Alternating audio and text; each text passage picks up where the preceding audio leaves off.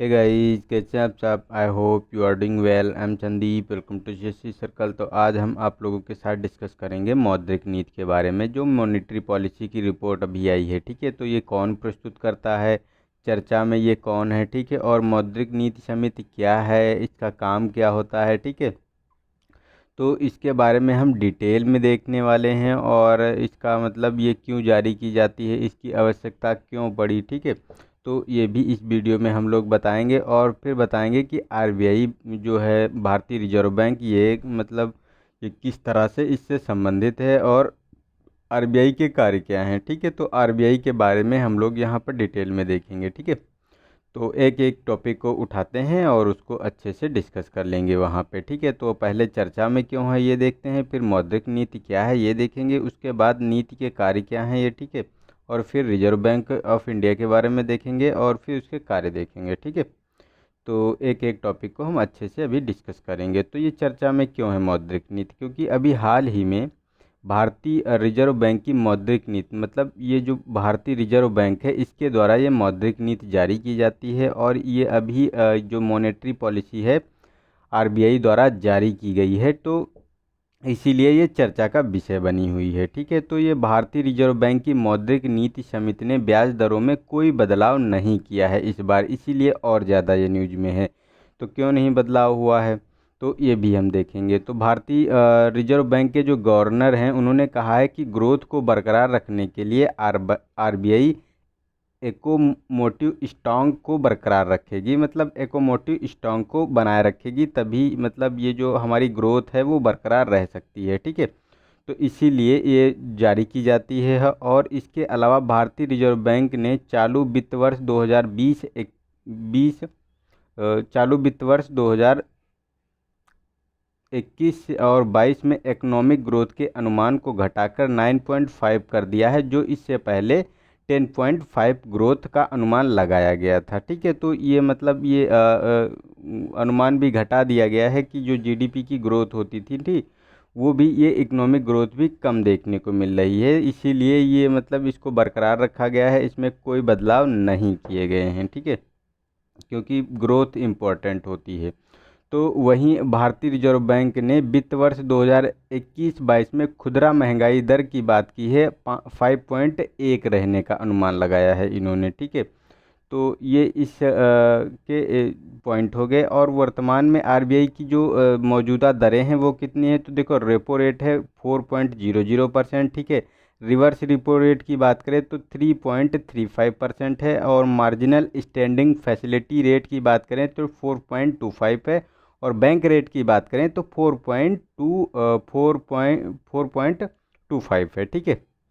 तो ये आपकी दरें हो गई, ठीक है। तो ये आपकी वर्तमान दरें हैं, इनमें कोई फेरबदल नहीं किया गया है, ये सेम है जैसे पहले चली आ रही थी वही है, ठीक है। तो इनको एक नज़र देख लीजिए आप लोग, ठीक है। अब देखते हैं कि मौद्रिक नीति ये मतलब है क्या एक्चुअली में, और कभी कैसे ये बनाई गई थी। तो मौद्रिक नीति समिति जो है, ये भारतीय रिजर्व बैंक के अधिनियम 1934 के तहत स्थापित किया गया था, और इसका यह एक मतलब सांविधिक निकाय है। और भारतीय रिजर्व बैंक का गवर्नर इस समिति का पदेन अध्यक्ष होता है। मतलब इस समय जो उर्जित जो सॉरी शक्तिकांत दास हैं, ठीक है, वो इसके अध्यक्ष होंगे। और मौद्रिक नीति समिति में निर्णय बहुमत के आधार पर लिया जाता है, और समान मतों की स्थिति में जो आरबीआई का गवर्नर होता है अपना निर्णायक मत देता है। और मौद्रिक नीति एक 6 सदस्यीय समिति होती है। इस समिति का गठन उर्जित पटेल कमेटी की सिफारिश के आधार पर किया गया था। इसमें 3 सदस्य आरबीआई के होते हैं, और 3 अन्य स्वतंत्र भारत सरकार के द्वारा चुने जाते हैं, ठीक है। तो ये 6 कंप्लीट, इसमें टोटल 6 आपको सदस्य देखने को मिलते हैं यहाँ पे, ठीक है। और आरबीआई के 3 अधिकारियों में एक गवर्नर होता है, एक डिप्टी गवर्नर होता है, और एक अन्य अधिकारी शामिल होता है। और भारतीय रिजर्व बैंक की मौद्रिक नीति समिति हर दूसरे महीने में मौद्रिक नीति की समीक्षा करती है। तो मतलब ये हर दूसरे महीने में देखने को मिलता है, और इस समीक्षा में अर्थव्यवस्था की हालत को देखते हुए नीतिगत ब्याज दरें घटाने या बढ़ाने का फैसला लिया जाता है, लेकिन इस बार ऐसा नहीं हुआ है, ठीक है। तो ना तो घटाया गया है ना ही बढ़ाया गया है। और दूसरे शब्दों में कहें तो मौद्रिक नीति एक ऐसी प्रक्रिया है जिसकी मदद से रिजर्व बैंक अर्थव्यवस्था में पैसे की आपूर्ति को नियंत्रित करती है। वहीं राजकोषीय नीति के जरिए सरकार द्वारा समग्र और अर्थव्यवस्था पर सरकारी खर्च करों को असर को नियंत्रित करती है। मतलब जो फिजिकल पॉलिसी होती है ये सरकार की, ये अर्थव्यवस्था की समग्र मांग और अर्थव्यवस्था पर जो सरकारी खर्च और करों को नियंत्रित करती है उसके द्वारा, ठीक है। तो ये फिजिकल पॉलिसी के काम होता है और वही आरबीआई का भी काम होता है। तो मौद्रिक नीति के कार्य कौन कौन से हैं ये देख लेते हैं इसमें, ठीक है।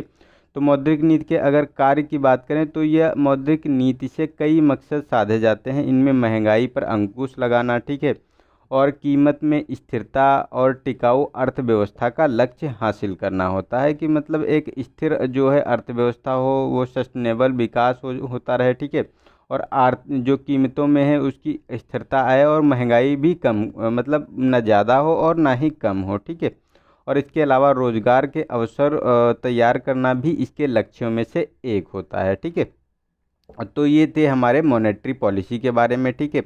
और यहाँ से हर एक पार्ट से क्वेश्चन बनता रहता है। कहीं तो उसके कार्य पूछ लिए जाते हैं, ठीक है, कहीं वो किसके द्वारा बनाई गई थी और उसका काम क्या होता है और ये दरें क्या होती हैं, ठीक है। तो इनके बारे में भी डिटेल में हम लोगों ने देख लिया क्योंकि इसके बारे में क्वेश्चन बन जाते हैं, ठीक है। अब देखते हैं आरबीआई के बारे में।